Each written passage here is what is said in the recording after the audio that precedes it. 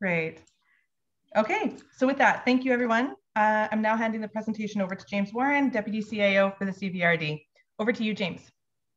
Thanks, Colleen. Good afternoon, everyone. As Colleen said, my name is James Warren, and I'm the Comox Valley Regional District's Deputy Chief Administrative Officer. And thank you to everybody for joining us for another community update. This is part of an engagement series that has been prioritized by the directors of the CVRD. The series aims to share regular updates throughout the year with residents. Before I dive in, we want to acknowledge that we are working on the traditional and unceded territory of the Comox First Nation, and we're thankful for their ongoing work with us. These online updates give us a chance to let you know about the services and initiatives the regional district is working on in the electoral areas. Our last virtual update was in February, and as always, we look forward to these chances to share progress and updates about CVRD work. While it sounds like there may be a chance of in-person updates later this year, for now, we enjoy the opportunity to talk with you virtually. Now in mid-June, there is plenty to share. We have some significant project updates, and we have some important information about how you can get involved in the various initiatives in your area. Your feedback and questions in these sessions are helpful in our planning and for your directors' considerations. With that, I'll hand it over to the directors for their individual updates now, but want to add that we welcome your participation. We have several staff on the call today who can help with answering any questions you may have, so please ask away. And once again, thank you for sharing your lunch hour with us. So Director Grieve, I'm happy to pass the mic over to you. Thank you very much, James. And thank you everyone for taking time out of your busy lunch hour to sit in front of a computer screen on a beautiful day. At least it's turning out pretty good. My name is Edwin Grieve, and I am the Electoral Area Director for Area C in the Comox Valley.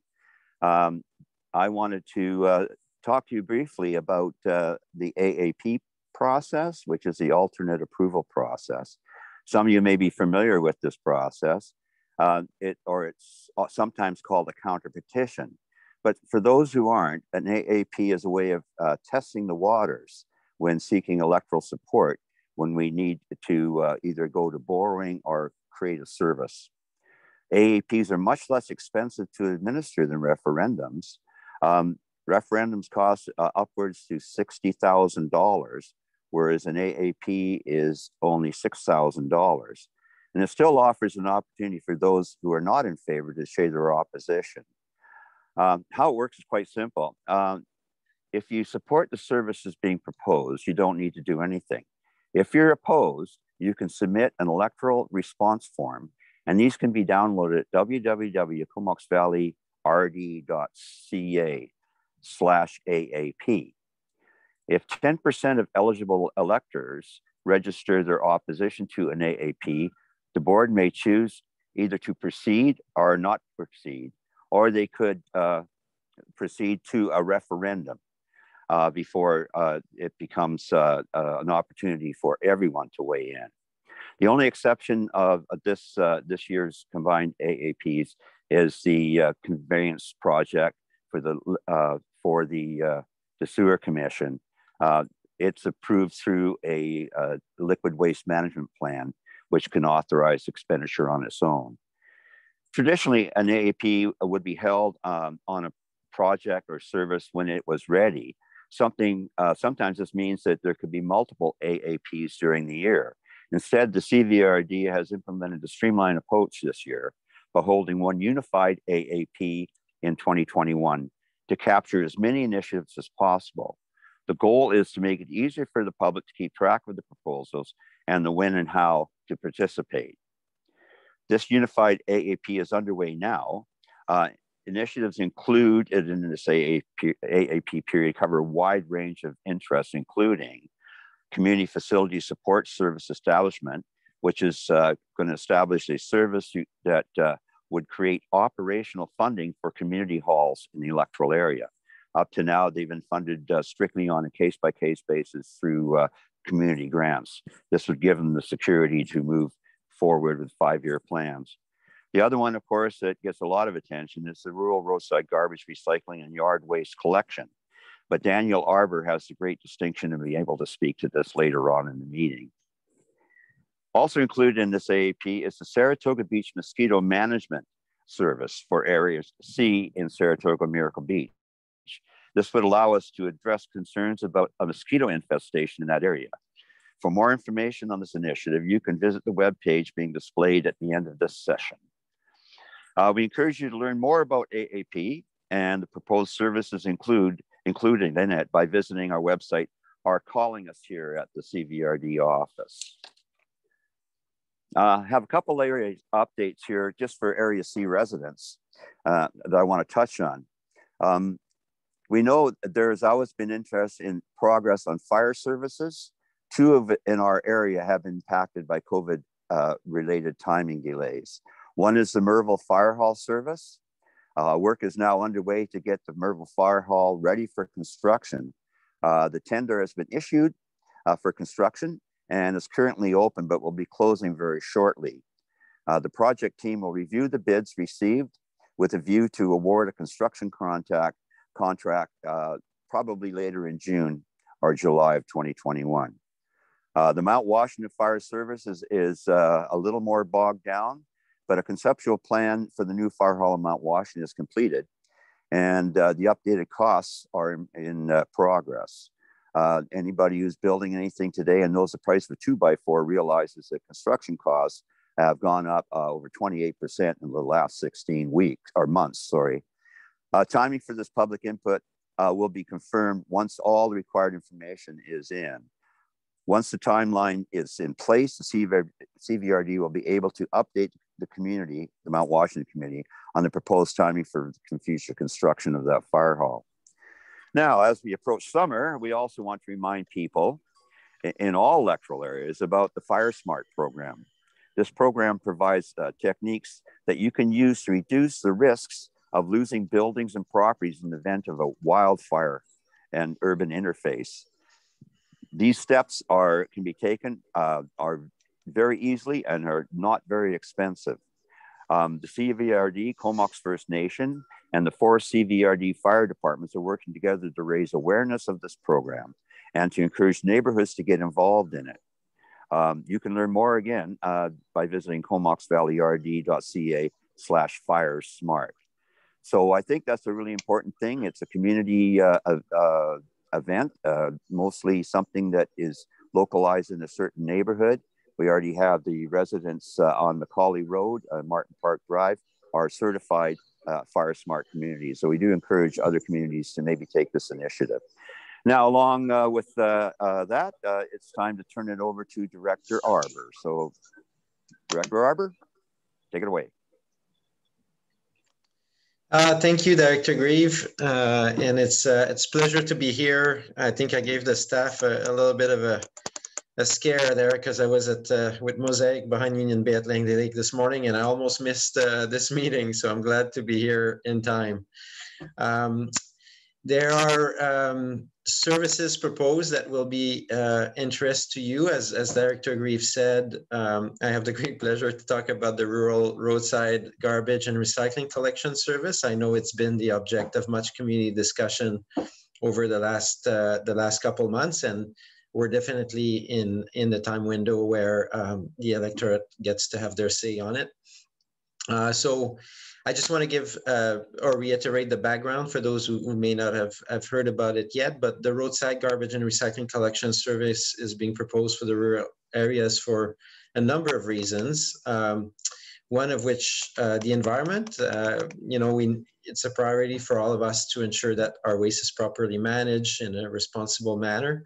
A collection program where it exists, we know ensures that waste is properly diverted and we get better recycling outcomes. It would help us preserve landfill space, all those good things on the environmental front. The regional service can also obviously improve convenience to homeowners, not having to drive to the landfill as much. And in some cases, in fact, many cases, reduce the cost for those who rely on the private haulers by having a universal system. A year ago, we fielded a lot of question about why it went to AAP rather than a referendum, but a couple of reasons. One is AAP is cheaper for sure. And second is, a year ago, we had a survey and close to 3,000 people answered that survey. And there was upwards of 78% support for the proposal. So it's on that basis. AAP often used for proposals that we don't expect as much concern from the electorate. Now we know there's been some with this one, and there's been what I'd say a little bit of a misinformation too, but just make sure to reach out to us if you want the accurate information.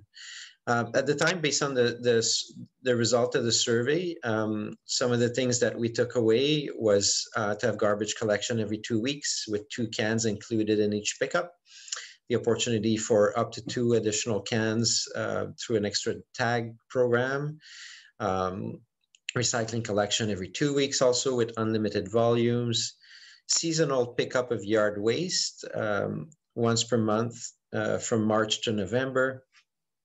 And the service would be provided through a privately owned waste hauling company, so contracted out by the CVRD. And the directors did talk about the value of social procurement to recognize the value of businesses that fit well with the values and expectation of residents. The estimated cost for the service would be about $20 a month to a household. We covered a lot of information in 3 webinars from May. Our staff was there to answer questions. We have video of those sessions and a web page, obviously, where people can go see it. The main funnel through all this is through Comox Valley RD/AAP. And in terms of for people who are opposed to the service, you have until July 5th to submit your form to the regional district. We know there's been a change in the rural areas, by the way, with the closure of the Courtenay Country Market Recycling Depot and the scheduled closure of the CanX. And those were really based on continued illegal dumping, high levels of contaminations, which often results in the bins being landfill. Like I live on Hornby, and our depot is staff. It's quite expensive to have staff depot, and we found that the unstaffed depots, pretty much a lot of it ended up in the garbage. So it didn't prove to be a very successful program.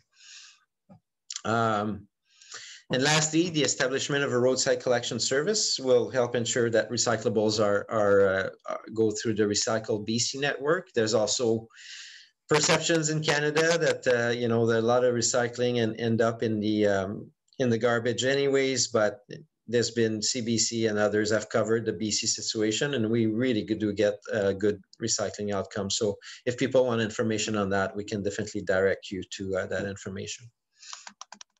Now I'll turn my attention to Area A, just on a couple of updates. We have so many projects in Area A. It's taking a big chunk of time of staff and elected officials as well. So I won't go through them all, but highlight a couple of meaningful ones that are happening this month. The Union Bay Improvement District conversion has been a very extensive and resource-intensive process in terms of the collaboration between UBID and CVRD staff following the referendum of November to transfer the management of the 3 services, water, fire, and street lighting, to the regional district. We're in the final stretch, and July 1st is the official transfer date. The UBID offices will formally close on June 25th, so that's coming up pretty quick as well. And yeah, we've been working together on ensuring a smooth transition. Staff, I understand, of UBID were at the regional district office yesterday, getting introduced to the office.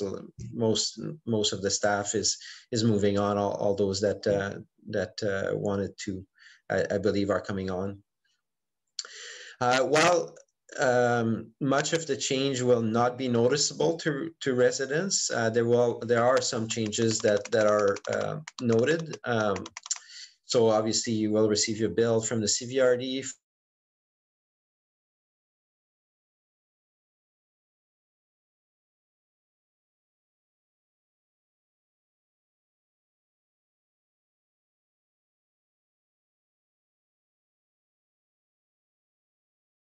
also distributing a newsletter. I believe it's in print and heading your way with additional details about what to expect. thank you to everyone who's helped make this a smooth transition. I think my report from staff is that things have gone pretty well. And we have a working group, an advisory group as well that is continuing on, consisting of UBIT trustees and myself and staff and the ministry. And in terms of after conversion, we will have 3 months where that group will stay there to really go over any issues that arise if there's problems in the transit once it passes to the regional district. And I'd like to say that the CVRD board last night voted unanimously for the first and second reading of all the bylaws that are before us for the CVRD to be able to move forward with those services. Lastly, I think everyone knows that it's been through COVID, we've definitely appreciated the value of our parks as people look to activities. As chair of the Recreation Commission, we've had to close our main facilities for creation. So we did see an uptick in park usage, and we continue, slowly and steady to work on our park strategy for all the rural areas to 2030. And recently, last month, I was really pleased to open the Kirks Road stairs on Denman Island as part of the Cross Denman Trail. And yeah, we're always happy to keep improving those amenities in all the different communities to make sure that people have good places to go for walks and just enjoy nature. And on that note, I will pass it on to Director Amir, and I look forward to any questions that people may have. Thanks, Director Arbour. And thanks again to everybody who's tuning in on this fine day. My name is Arzina Hamir. I'm the Area B Director on the Comox Valley Regional District. So one of the updates I want to give to you is regarding our community grants. So I know I can speak for the directors on this. This is one of the few services that we provide that I think that as rural directors, we really take a lot of pleasure in providing funding for our communities. We know a lot of the nonprofit groups in our communities are doing so much great work, especially in the time of COVID. And this is one way for us as directors and the community who provides the funding to give back to all of those groups that are doing such great work in our community. So I just want to highlight a few of the groups that got funding through the community grants process. Lush Valley Food Action Society received $15,000 for 2021 and 2022 to help facilitate the Comox Valley Food Policy Council. And for those of you who haven't heard of that policy council, that is actually the policy council that's responsible for the recent changes in bylaws in the different municipalities and in the RD to encourage more chickens and bees in both the municipal and rural areas. The Comox Valley Land Trust received $10,000 to build on local climate resiliency by protecting, restoring, and connecting sensitive ecosystems in the watershed. And the Youth Ecological Restoration Program received $5,300 to help train at-risk youth in ecological inventory techniques within the CVRD. I had the great pleasure of having them walk me through goose spit as they helped show me what all of the different species that were of interest in the goose spit area. So I know each of us are really excited to make our contributions to our own areas, and we also have shared projects that we fund as rural directors that impact a much wider area. You can find more about these community grants on the website at comoxvalleyrd.ca/community grants, along with information on how to apply for those grants if you're interested. Another interesting regional update for the spring is our Comox Valley Agricultural Plan. So as a farmer myself, I'm very, very excited about this. It was approved in May, so we couldn't get it out in the newsletter, but we have not had an update to our agricultural plan in the Comox Valley since about 2002. So we're coming up on 20 years. The agricultural plan has a goal of developing socially, culturally, and economically sustainable farming for the region. It will allow an agricultural coordinator to begin assessing the valley and engaging with the agricultural sector to evaluate the expectations and opportunities for updating the plan. This year, the focus will be on pre-planning work, like applying for grant funding to support the work, and in the preliminary outreach into the sector. If approved, the Comox Valley Agricultural Plan will be updated as a final point for 2022 and 2023. So I know it's something that the farming sector has really been asking for a long time, and I'm really happy that we've been able to budget that for this year. For electoral area B specifically, I want to touch base on the ongoing sewer planning process through the sewer liquid waste management plan. So this is another item that's on the unified AAP that was discussed earlier. As you may know, the proposed route does include work within Area B, including tunneling of a portion of the route through Lazo Hill and under properties in the area. We know it's a real worry for some of those in the area, and our project team is working with residents to keep them informed at every step of the way. In late May, a third series of online meetings for people living in the neighborhood was hosted to address questions and share updates. We've heard the concerns from many in the community, particularly around the impact of what a leak would have on their drinking water. So staff provided information about the protection against leaks, but I'm glad to say there will also be a policy developed in advance about how a leak would be managed, and in this very small chance of a leak occurring. Because the AAP is for borrowing and Area B residents do not pay into the Comox Valley Sewer Service, we don't unfortunately get to participate in the AAP for this, but it is something that I'm continuing to monitor because it does impact residents in Area B. And with that, I'm going to turn it back to Colleen. Great. Thank you, Director Hamir, and great, Director Arbour. That was a really good update with lots of information. I'm going to share a screen again here just for a moment because it has the websites that were referenced through your presentation. So I'm going to keep that slide up for a few moments so that anybody who is looking for additional information about the topics that you covered, that they can find out anything more there. And I'll be sharing the director's contact information too a little bit closer to the end of our hour. So I'm just going to remind people that we are happy to address any questions that you have. If you want to open up the chat window in the bottom of kind of your Zoom toolbar, you can type in questions there. I see a nice comment about the agricultural plan, but no questions just yet. So I will leave that for you guys to add to if you would like, but we do have a few that were emailed in advance. So I'll start with those while we're waiting to see if there are any other thoughts raised. So the first one I'm going to send to you, Director Arbour. It is, actually we had two speaking to this, people looking for whether or not there was an update on what was called the South Sewer Project or the extension of sewer service down to Union Bay. Do we have any updated information for people about that? Yeah, thanks. And maybe we'll see if staff wants to complement, but generally we're kind of in waiting mode around the South Sewer Project. And I am getting a little bit, not frustrated, but it's just the waiting is getting long in the tooth, so to speak. So for those who don't know, about a year ago, we gained a historical opportunity to plug into the municipal system, and that opportunity will remain. I believe we've secured that with the support of the Switch Commission and the CVRD Board of Directors.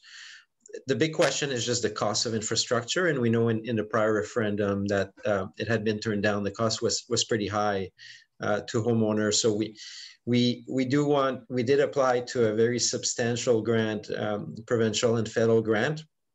And initially we had told we would hear by December, 2020 or something, but it is now June and we still don't have a yes or a no. that will be quite consequential as to whether we are able to proceed in the short term or whether we will have to look at the longer term. Very significant issue, long-standing issue for the communities of Royston and Union Bay.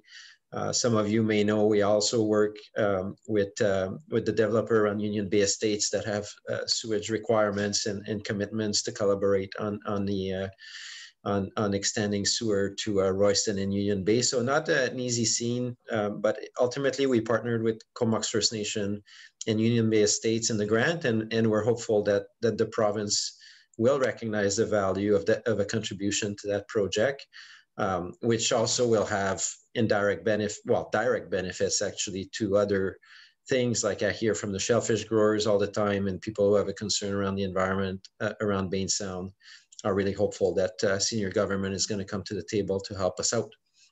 So unless staff wants to add anything, it's a frustrating non-status for me. I'm just waiting to hear if we get this grant or not.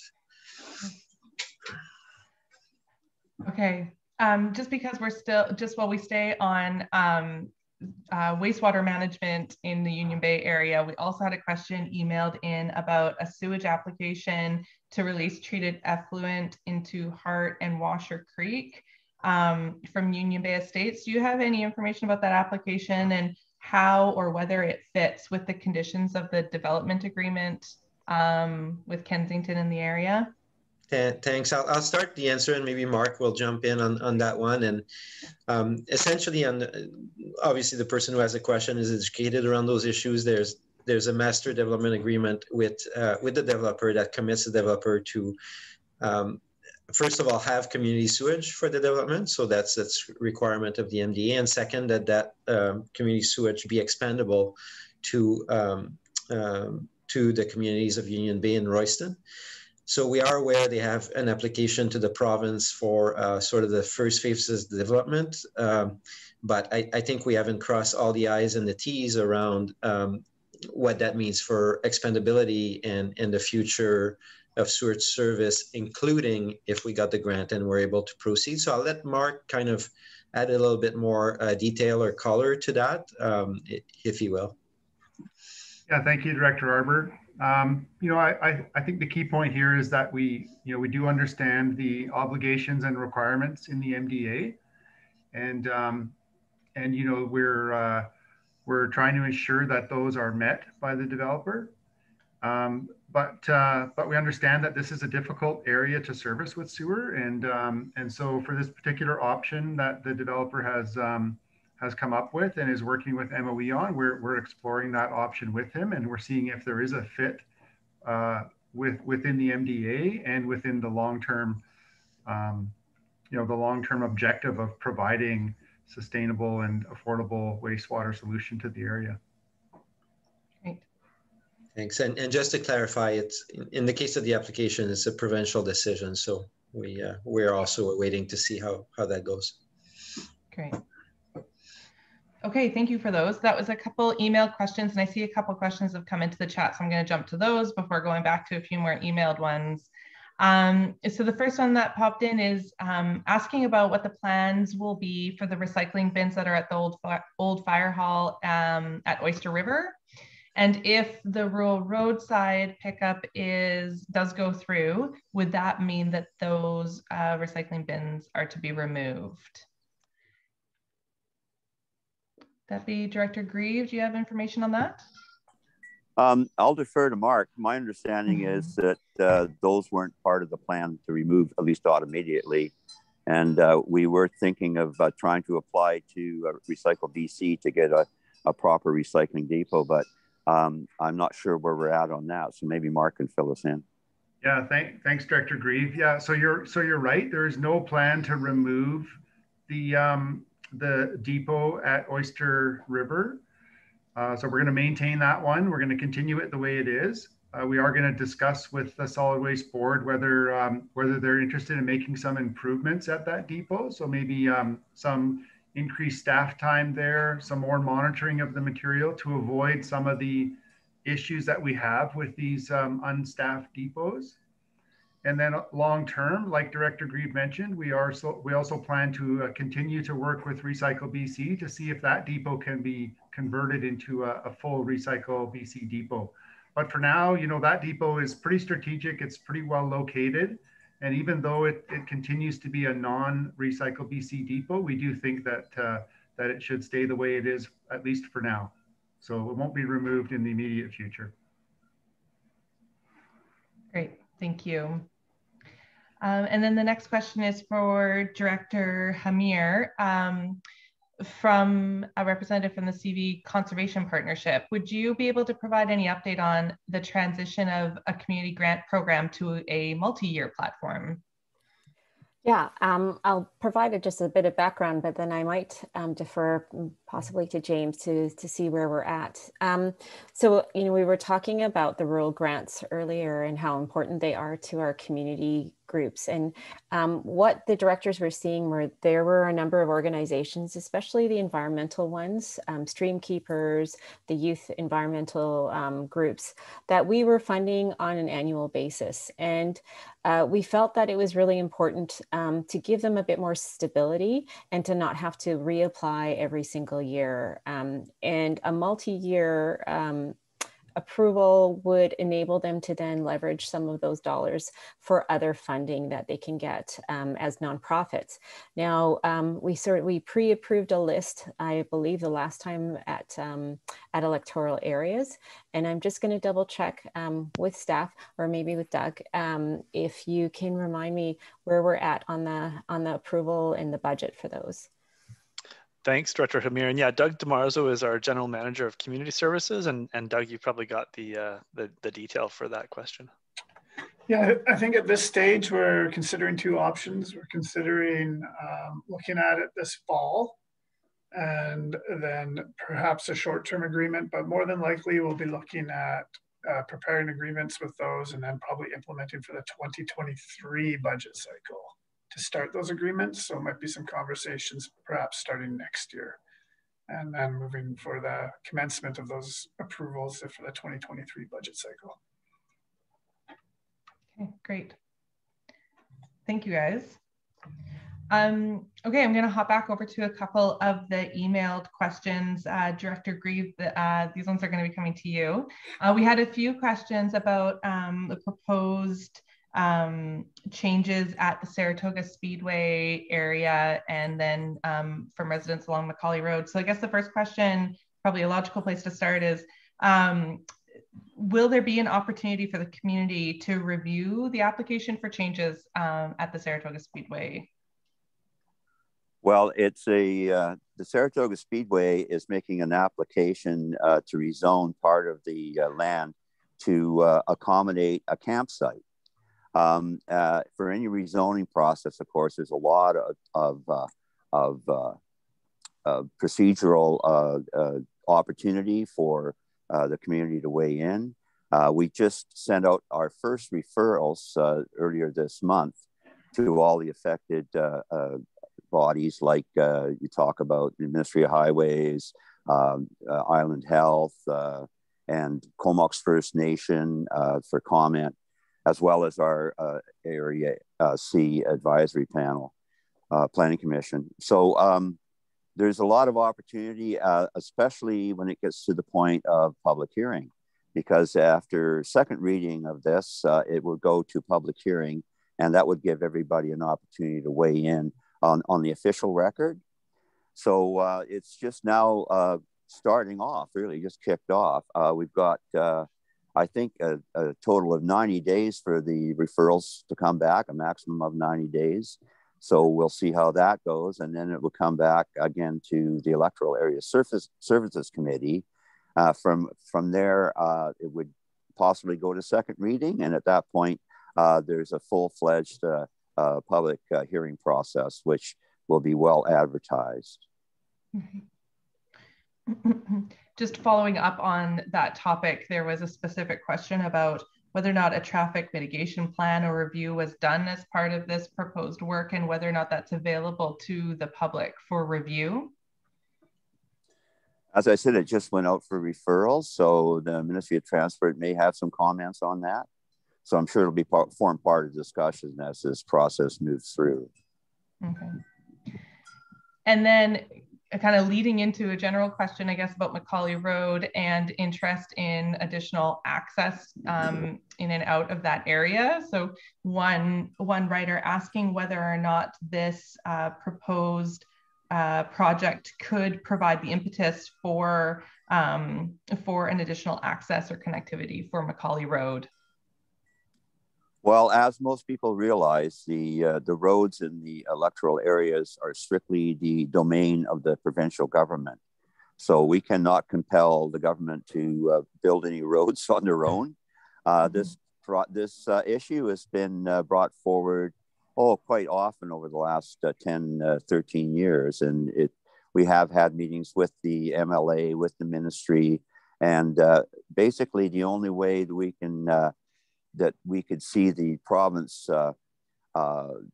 going forward with a new road access would be through a subdivision process. And that would be probably would fall on the developer to build the road themselves. But right now there is no appetite from the province to review this. Although we can always be hopeful, we can always keep bringing it forward. Right. Okay, and then another series of questions that came in from email, Director Arbour, that I'm going to pass to you on the topic of the gravel pit or gravel extraction application in Union Bay. So the question is, what criteria is used to approve that specific area for use, for this kind of use? Thanks. That's a great question, and actually, you know, I find always interesting things in our zoning bylaws around different lots, because the same question arose around the industrial marine just down the road in Union Bay. And so I think there is an element that's part of the just historical zoning, but also as part of the MDA. And then we have a steep slope development permit. Maybe I will pass it. I wonder if Alan O'Halley could provide a little bit of history on this to the community so they understand how we get to today and where the regional district can and cannot get involved, so to speak. Sure. Thank you very much, Director Arbour. As Director Arbour just mentioned, there is quite a history, and I know a number of the folks on the call have been with this file since the very beginning and have attended all of the public information meetings. So we do have a really fulsome body of wealth within the community. But on the question of any kind of resource extraction, folks will know or likely know that the jurisdiction to extract rests with the province, similar to our roads issue that we have in the rural areas. And where local government can have an influence or play a role is what happens with that, say, gravel in this case, or sand, is what happens on the surface of the land. So in the case of the Union Bay Estates development, as Director Arbour has noted, there's both zoning and a master development agreement, which speak to the gravel, what happens with the gravel on the surface. So in the both in the zoning on the Union Bay Estates land and in the master development agreement, provision is made for temporary use of gravel. And the reason that this is an important distinction is because the intent is to provide the developer with access to that gravel for use in the development. So unlike in other rural, unlike in rural zones that we have in our zoning bylaw, where gravel extraction, processing, and crushing is a permitted rural use, this is really about serving and meeting the needs of the development itself. And the master development agreement and zoning reflect that. We do have some provisions around generally that apply to both these temporary gravel uses as well as the permanent ones around setbacks and buffering, because we recognize that this is really where the rubber hits the road for neighborhoods. These can be very impactful uses. And it's our effort using the zoning tool, which I have to say is relatively limited in its ability to mitigate impact. Those are sort of our best pieces. So setting minimum setbacks and setting requirements for screening. So that's why we're here. There might be some further questions on this, Colleen, but folks will know that an application has been made by this owner to the province to extract that gravel, and that some of that work is underway. Director Arbour noted that we do have a development permit area. We have several development permit areas, and the one that seems to be caught up in this particular application is our steep slopes development permit. Now, essentially, what this permit is all about is making sure that development is protected from hazard, in this case, steep slope. So within an area of 7.5 meters from the top of the stable bank of a slope to its toe, so just think top and bottom of that slope, 7.5 meters outward. That's the area where our permit applies. So if someone is going to alter land or remove trees within that area, then we can levy this permit requirement. And that's what's happened here. Now, folks on the call know that that development, that extraction happened before the province issued the permit and before the CBRD had a chance, with a development permit application being made. So the owner is in the process of rectifying that now, working with the province on the permit. Some of you will have provided comments to the province regarding your input on either the terms of the permit or the use itself. And then we are waiting to receive our development permit application, and we are working very closely with the owner's agent on that. And they know that that's an imperative for the community, that this needs to get in. We've got a requirement in place, and our understanding is that the owner intends to fulfill that requirement. Great.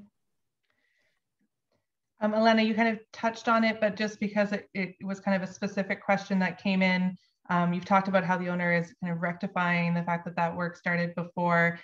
There's a question specifically about whether or not there are any consequences to that work having started before those permits and applications were completed. Yeah, so just to be, really clear and not to be evasive, like my intent is to be clear about what our jurisdiction is. We can invoke consequences when one of our permit requirements is breached. Generally, we have a policy here at the CBRD that our interest is to work with property owners to gain compliance. That's what we want, right? It's not, a punitive or enforcement lens right out the door. And so in this case, what we have is an owner who is taking the steps right now to bring the land use alteration into compliance with our permit requirement. So we're not at the point now where we're needing to talk to the board about what enforcement could look like, but certainly that is an avenue that's available to the board if and when we have an owner who's not interested in compliance, but that does not appear to be the case here. And I wouldn't comment just because of jurisdiction on what the province might be working on with that owner respective to their permit. Okay, great. Thank you very much. You're welcome. Okay, I think that covered kind of a group of questions on that topic. So I am going to go back to the chat, and there's a question about kind of the ongoing work for protection of watersheds, and obviously the importance that plays for everybody in the CBRD. The question is asking whether or not there's interest by the CBRD to lobby other related jurisdictions to seek a moratorium on mining on the eastern slopes of the Beaufort Range, specifically to protect water resources. Director Hamir, do you want to start with that? Yeah, that'd be great. Yeah, thank you. And thanks very much for the question. So first of all, I have to say, I don't think mining has actually been brought up as an issue to the Regional District Board. And I highly recommend, if there are groups that are interested in helping to educate the directors, a delegation to the CBRD would be much appreciated, and I think very much welcomed. Having said that, watershed protection is something that is very near and dear to many of our hearts. And we've seen that with the work that we as a board have supported around looking at our Comox Lake, our drinking watershed, as a natural asset. We have helped to fund a municipal natural asset project around Comox Lake. And it's really looking at prioritizing and accounting for all of the benefits that our watershed provides us, almost like it's a hard asset. So that work has been going on very much so. We also recently just completed our Solom River agricultural watershed demand modeling, looking at how much the Solom River supports the farming sector in the regional district. And so, you know, those two are just a couple of examples of how we're trying to recognize and really investigate how our watershed supports both the natural assets, but also economic activity in the region. So I would say we did recently write a letter to the Premier and to the relative ministers, the Ministry of Forestry particularly, around old growth logging. Both Director Arbour and I have been investigating that issue very much so here on Vancouver Island.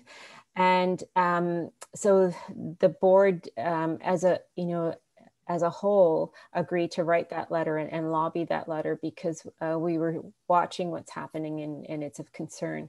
So around mining, something like that should be brought to the board. And I recommend bringing it to the whole board, not just the electoral areas, so that we can be educated on what the issue is and find out some more information.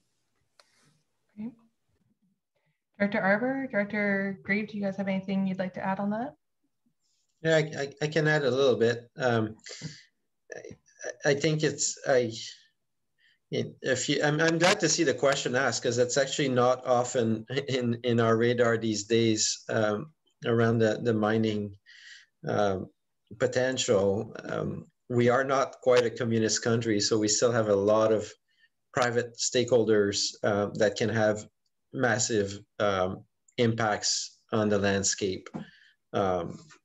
And so obviously I remember 10 years ago in Area A when Raven Coal Mine was proposing to restart a big, a big endeavor, and I think this question serves as a good reminder to. I've put my mind in the last month to forestry issue, as Director Amira said, but the reality is that yeah, we can lobby the government, but the licenses for mining are actually owned by private companies.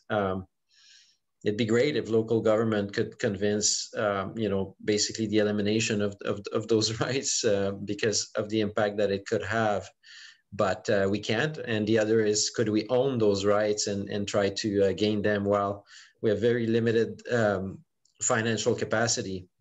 But I will say that the initial platform for the current Minister of Municipal Affairs in Tofino was for local government to have.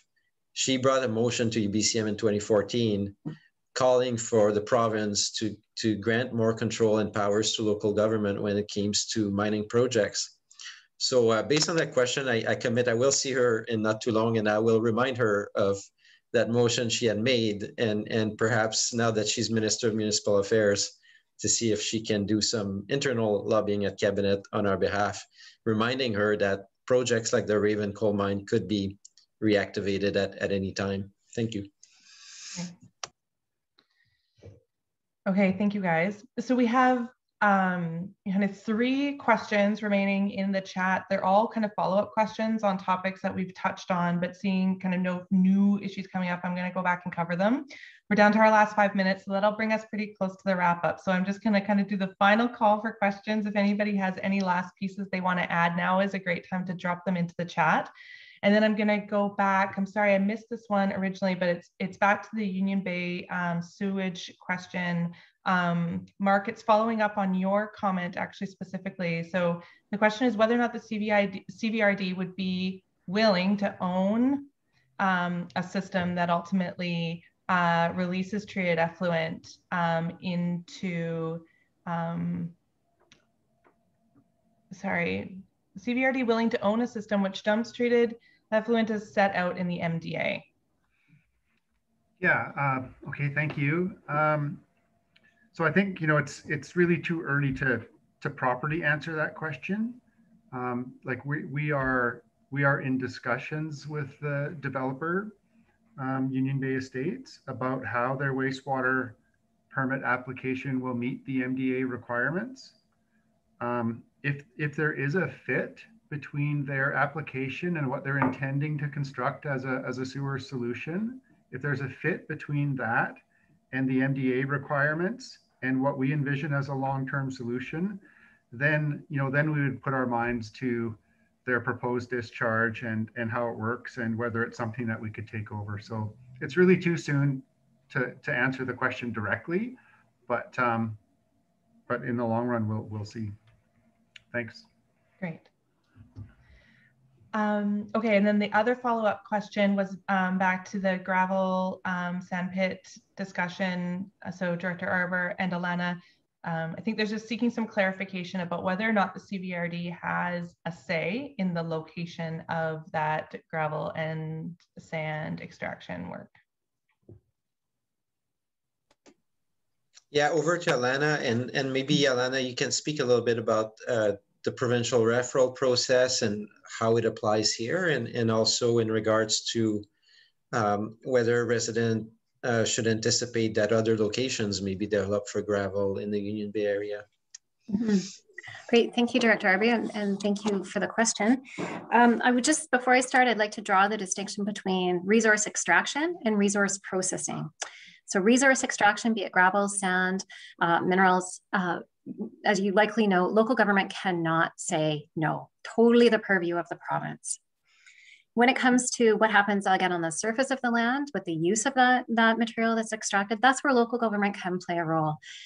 So for example, processing, crushing, sale, those are sort of the big ones that we see in our rural area. And that is where we can use zoning to establish where that can occur. And we can set some conditions around what needs to happen if it's going to occur. So I'll give you an example of one of our rural zones and the rural 20 zone. These are large lots.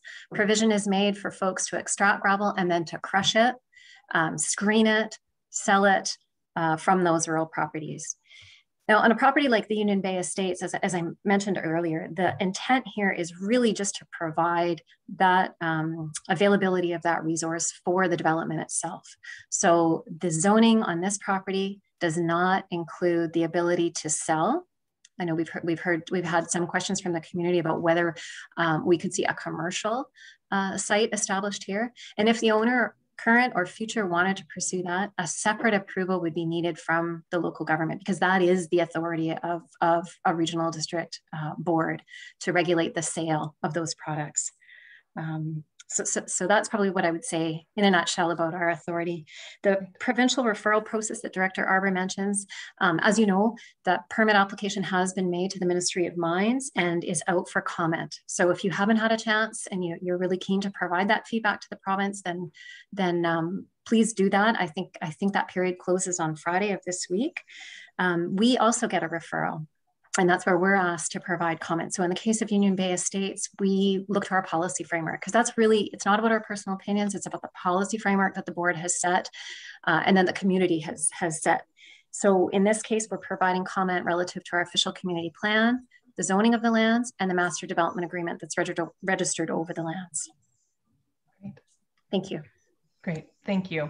I appreciate the extra clarification. Okay, and then the last follow-up question was back to Macaulay Road. So Director Grieve, the commenter is kind of highlighting the fact that this has been, the kind of double access has been a concern. The regional district has acknowledged that as a challenge. It indicates the ALC has granted interest to the regional district in the area. So the question is, why can't there be kind of a real practical emergency access route created for the area, or some kind of practical next step, a feasibility study to be able to move this process forward? Thank you very much for that question. Well, of course, they do have that one emergency access about halfway up Macaulay, but the fire department's been working as well with a local property owner at the end of Macaulay to the Cranberry Farm, and there is an emergency degress route through there should there be the need arise. As far as I say, as far as building a road, that's way beyond our pay scale here at the regional district. That was something that the ministry would have to come up with. And right now, there is no appetite for that to happen. And I would remind historically that when the Highway 19 was proposed, there was a lot of opposition to connecting it through to Macaulay Road at the time. Of course, times change. Thank you.